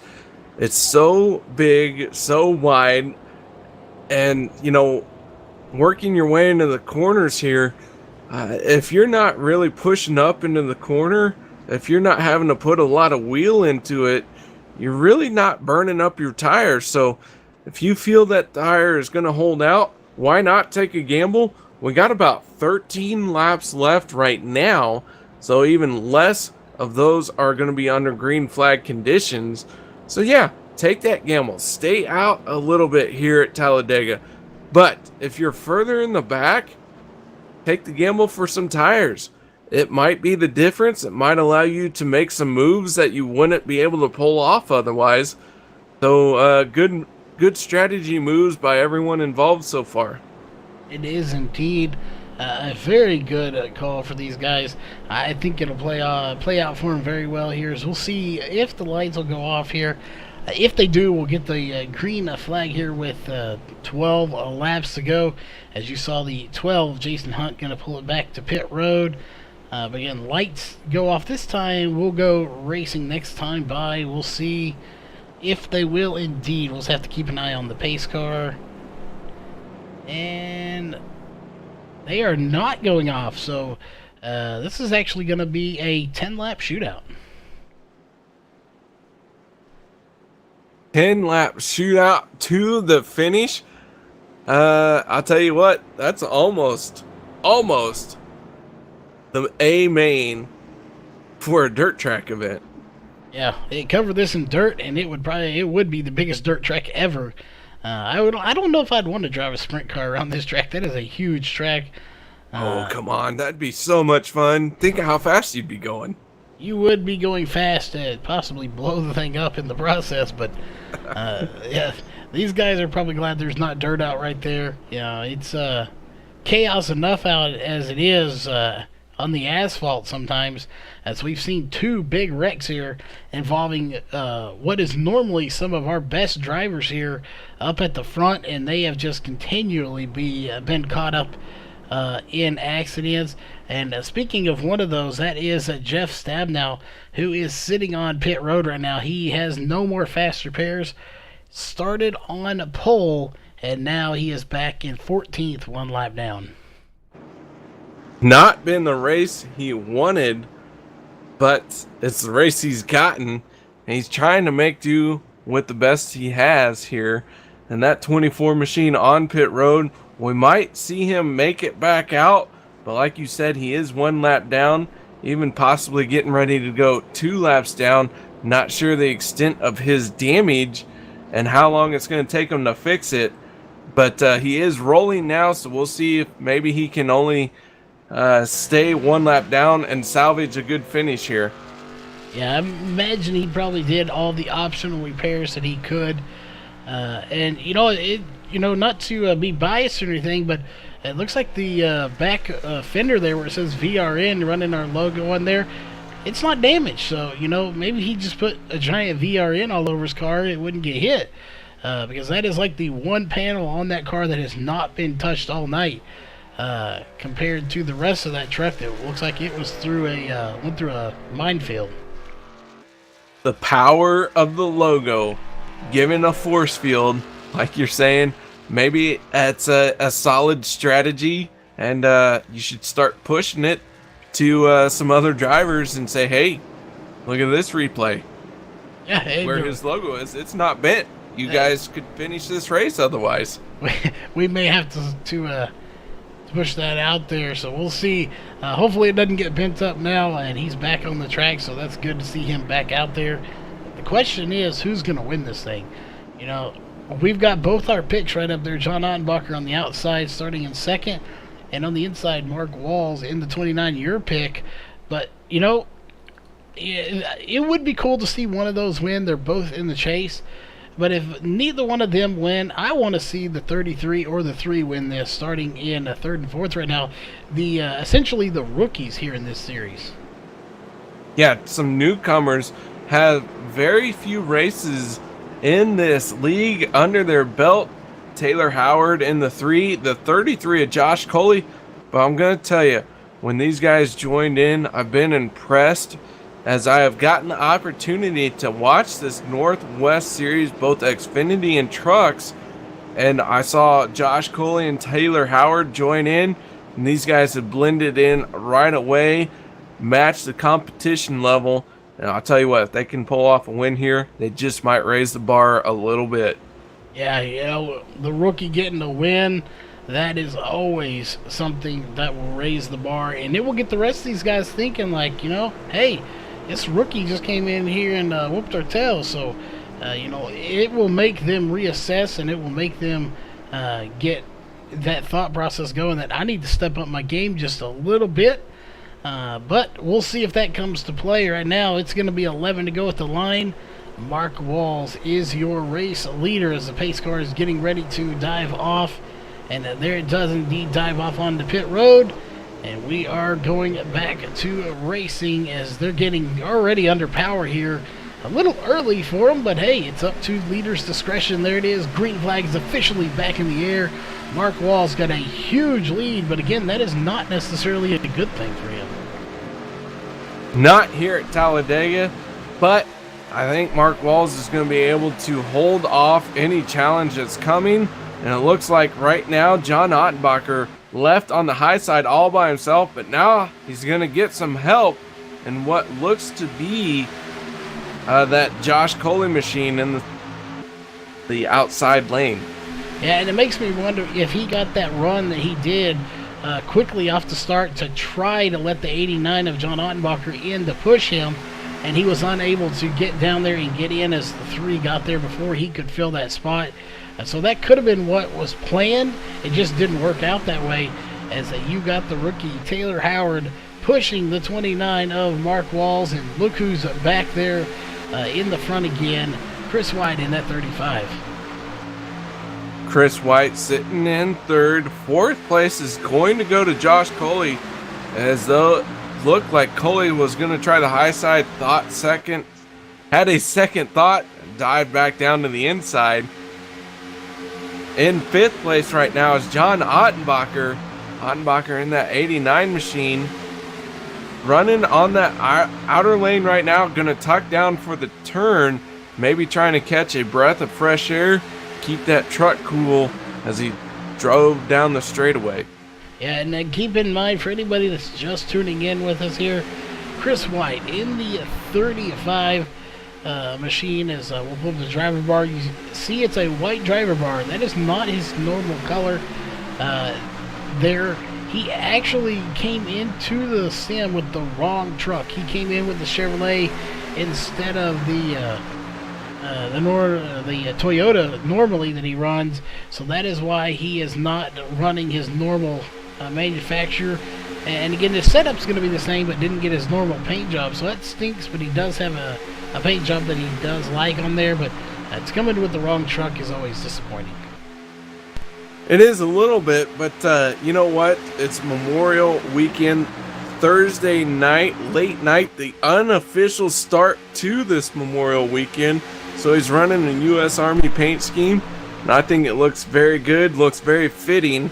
So even if it was the wrong truck, man, it's fitting right in. It is indeed awesome looking paint job there.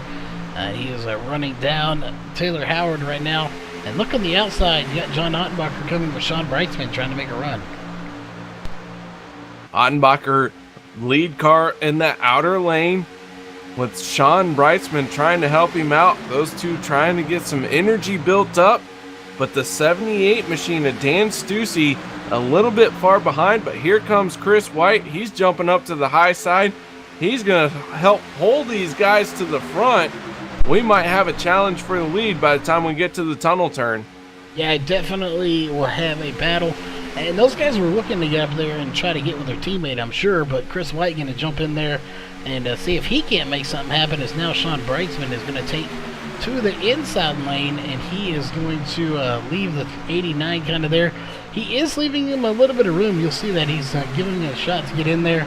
The 35 is going to jump down in there, and there goes the 89, going to take to the bottom as well. And just as I expected, there goes the 46. Trying to work with your teammates here. You see them, they pull everyone to the bottom, and then they split off and try to get a run real fast to see if they can get their teammates up there. That they are, and Josh Coley in the 33. He's now the new lead car in the outside lane, but out front still is Mark Walls, as we are coming around to complete lap 59 of this 65 lap scheduled event. So the laps are winding down. The intensity is picking up. Everybody is trying to make the move to win the race. And however, big risk, big reward, but big risk comes with big loss as well. And we might see another caution here, as these guys are going to start fighting tooth and nail for every inch on this track. Yeah, and there goes the 24 and the 427, Jeff Stamauer and Brandon Weinberg, as they're going to put them another lap down here. I don't think they'll catch them again, so lap car's not going to be a factor here. However, in true fashion of racing here at Talladega and Daytona, it is not over until the fat lady sings, and she's not even queued up yet. She still has 6 laps before she starts singing. Going to be 5 at the line. We could see something right here at the finish of the race that could determine how this plays itself out and who wins. Very easily could, as I'm watching these cars wiggle back and forth, trying to get as much draft as possible. And the side draft really starting to play effect here. Everyone on the outside line trying to pinch down as close as they can to the inside line. And when they start doing that, that's when a car, or I should say a truck, is going to get turned. It is indeed. And this could be a 1, 2, 3 finish for Wicked Chassis Racing, as you have Mark Walls out front. Sean Brightsman is currently being scored in second, and John Ottenbacher pushing him on the outside. They could finish 1, 2, 3. We'll see. Although Chris White may have something to say about that, as he's running in 5th place right now. And someone we have not talked about all night long, Scott Hutchinson, then in the 91. Where did he come from? We saw him back in the back earlier. Here he is running in 6th place in the top 10 position. Scott is one of those guys who likes to bow out of the race due to internet issues, but when he can race, he is one to worry about winning one. Not that I'd say I'd hate to see him win. Kind of would like to see him win one, but this guy, when he's in a race, he is in there and always a threat to win when he can make a race. He is indeed, excuse me, such a fast driver. And up here right now, they have 3 laps to go. These guys are really starting to mix it up here in the front. Taylor Howard being scored in 2nd right now. Again, the rookie running in 2nd place right now. Can he get the win here in what would be his 2nd truck race? He's got a good shot at it. He sure does, but you got to get in front of Mark Walls, and Mark Walls has been this lead truck for most of this race. He's been a solid performer all night long. But as we get ready to face the final few laps, who is going to be able to make a move, and who is holding something back to make that move in the last second? At this point, I'm not sure if anybody's holding anything back. It's just so close here. They could be. You got the 46 now being pushed, and there goes the 91. And cautions out, races over Mark Walls, bringing home the win. Mark Walls is going to win it as the 91 of Scott Hutchinson gets in trouble on the backstretch with the 33 of Josh Coley. Those two getting together, creating an issue which would bring out the yellow, and that will seal the race, as you said. It will indeed. 2 laps ago, we will not go racing again, as there it is right there. 1 lap to go as a caution is out as well. So Mark Wall's going to do it, but there, we'll bring it up. 1 to go, presented by Northwest Racing Series, even though it is under caution. This is the 1 to go, presented by Northwest Racing Series. And again, that will do it. Mark Walls bringing it home. The rookie, Taylor Howard, going to be coming in a second. Sean Breitzman, after an up and down day, is going to come in third. Chris White will be fourth, and rounding out your top 5 is going to be the 89 machine of John Ottenbacher. And while as soon as he officially crosses the line and is crowned the winner, we'll watch him do some celebrating while we go through your unofficial race results. Again, that is how it's going to go down. So we'll go through the results here while he's doing the celebrating, and then we'll get to the post-race show with these top 3 interviews. While we're waiting on this race to end here, again, we want to thank everybody for tuning in here tonight. Big shout out to everyone who stays up late with us here as it's going on 1 a.m. Central Time. So thanks everybody for tuning in. It is you loyal fans out there that keep us going along with these drivers, and of course all the sponsors that back us. But if you like the racing here tonight, definitely hit that thumbs up. That's a good way to let us know and let these drivers and all the sponsors know that you enjoyed tonight's race in this broadcast. And definitely hit that subscribe button if you have not in the past. As there officially is your race winner, Mark Walls, in the 29. He's going to be going out and doing some celebrating here. That being said, KR, you want to run through our top 10 in results, and I will finish us off, and we'll move on to the post-race show. Mark Walls, my pick for tonight, definitely put on a clinic on how to stay out front in that 29 machine. He's going to win tonight. Second place is going to be Taylor Howard, the newcomer to the league. Sean Breitzman going to end up third. Fourth place will be Chris White. And rounding out your top 5 will be John Ottenbacher. Scott Hutchinson, who had a good run going until he had a little bit of trouble down the backstretch to bring out the caution that this race finished under. He's going to end up 6th. 7th place is Gerald Heffley. Josh Coley's going to end up 8th. 9th place will be Dan Stussy. And Jason Hunt will round out your top 10. Excuse me. In 11th place will be the 10 of Andy Vode. 12th place, Doug Hunt. 13th, Ryan Maines. 14th, Jeff Stabnow. 15th is going to be Brandon Weinberg. 16th will go to Steve Silstad. 17th, Brad Cornell. 18th, Dana Rogers. 19th, Frank Harris. And 20th will go to Carl Burke. 21st will go to Ray Forner, who did pull it to the pits early in the race. Not sure what happened there, but he did not complete much of the race, and Tom Green did not start at all here tonight.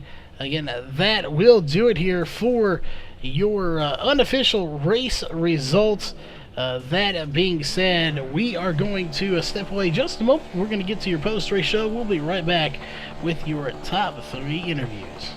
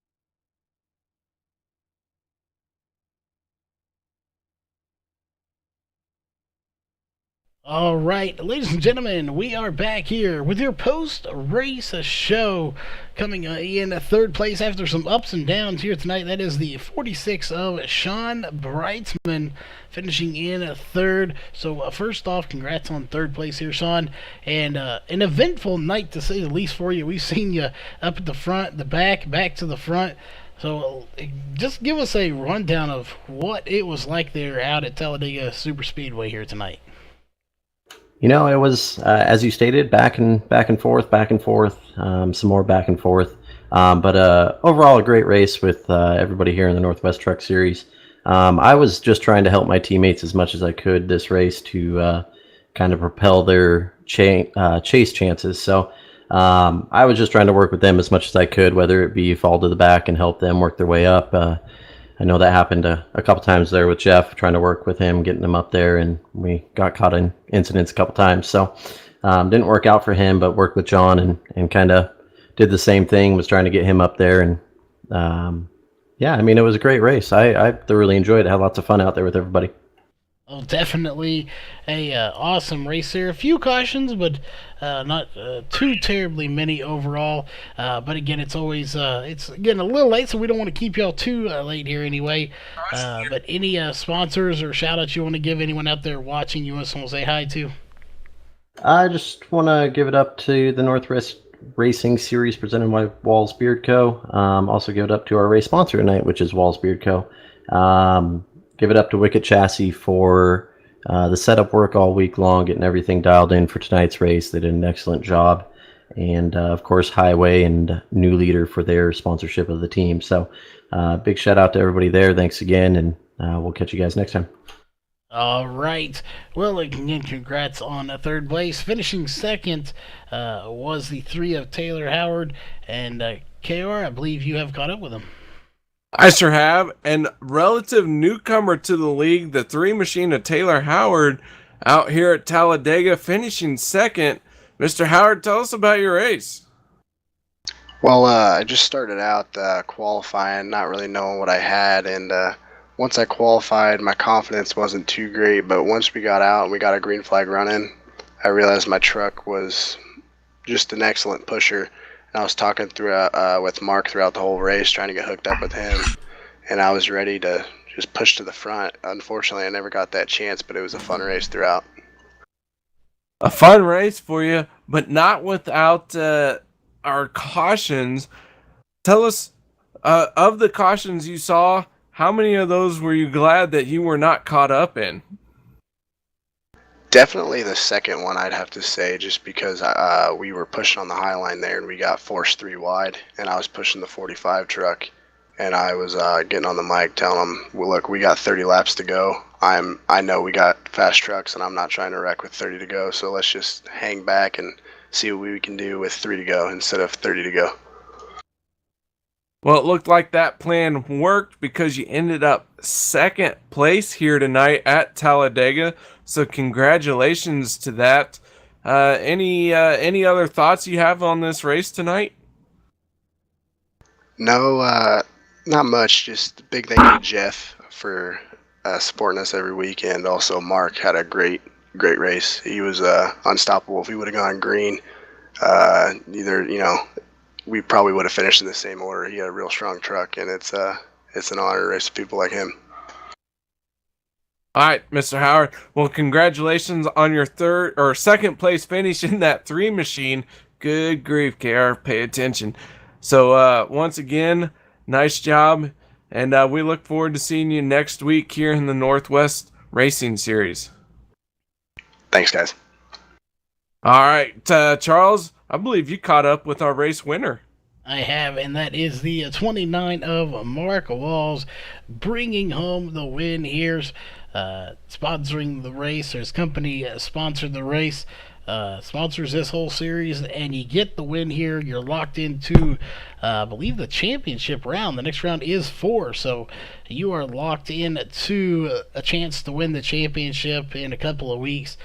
So how does it feel to know that right now it's all about just getting wins, and knowing that when you come back in the next round, it will be running for the championship? Yeah, that's a big relief, but at the same time, we still got teammates in it, so I can kind of take advantage of some of that opportunity and dig, maybe find a little more, get a little more speed, see if they can't lock themselves into that Final Four at Homestead. But yeah, I can definitely take a deep breath and kind of relax through this round, so to speak, myself. Yeah, definitely always nice to be able to relax. Again, we were talking to Sean about the ups and downs. Pretty much this entire race was filled with people going to the back, coming back to the front. So a lot of ups and downs throughout the night. But overall, it ended in your favor here. You got the win.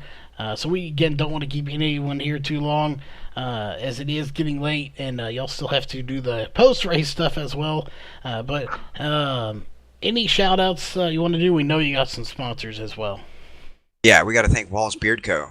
Not only sponsoring the series, sponsoring the race, and sponsoring that number 29 Chevy Silverado.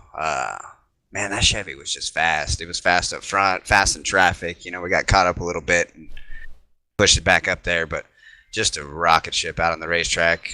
Got to thank VRN, guys, Virtual Racing Network. Check out the YouTube channel. Awesome for the series.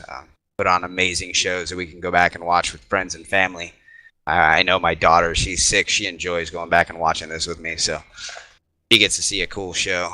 I got to thank Wicked Chassis, the team. Man, the work we put in, it shows on the racetrack. Dega's a little bit of a crapshoot. I know everyone didn't really get the finish that they wanted. Kind of how Dega goes. I know that when we hit back with Texas and Iowa, everyone will be strong. So looking forward to it. Well, definitely going to be some great racing. Looking forward to Iowa being a little bit shorter track, and of course Texas being my home track, so some good racing coming up at both of those here in the coming weeks. But that being said, congrats again on the win, and we only have one more piece of business to take care of here tonight, and of course that is a big shout out to all the sponsors. So all the ones here on VRN that make it possible for us to bring you this broadcast. Of course, that is Walls Beard Co., Sim Speed Shop, Northwest Racing Series, Ohio IndyCar League, and iBog. Make sure you check out all of these great partners on their respectable Facebook pages and websites. And on the racing side of things, the presenting sponsor here for tonight's race, that is also Walls Beard Co. Again, make sure you check them out at wallsbeardco.com. New leader, make sure you check out that link over there at highwayequipment.com. And their other division, of course, Highway, also can be found at highwayequipment.com. That being said, of course, that will do it here for tonight's race. We are done. So, as always, on behalf of me and all the staff here at VRN, Virtual Racing Network, have a great rest of your night into the morning, and we'll see you Saturday night for the RTRL Roaring Thunder Racing League Corvettes Racing, or some great action. So we'll see you then. This copyrighted broadcast may not be used in any form without the authorized written consent of Virtual Racing Network. VRN would like to thank all of our fans for your support, and we hope you enjoyed today's broadcast.